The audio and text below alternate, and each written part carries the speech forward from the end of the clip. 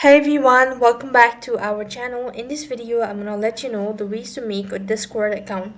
If you wanna go ahead and register for a Discord, then you could use this following steps. You could go ahead and open up a web browser or an application. Either way, the procedure is gonna remain the same. Since I'm using a web version, so I'm gonna go ahead and type in discord.com in the search box, and this is going to take me to the official page.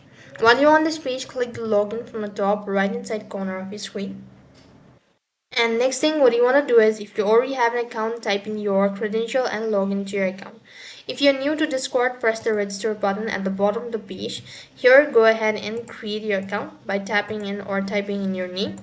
And you could just go ahead and fill out the information section and type in a password or create a one.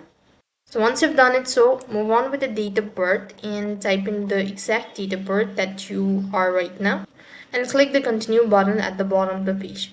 Here you have to go ahead and fill out some CAPTCHA, so make sure to follow the instructions and then begin the procedure. So next thing, what you want to do is you want to go ahead and make sure to toggle the button, turn it on, and you'll be taken to the next field where you have to go ahead and set a profile.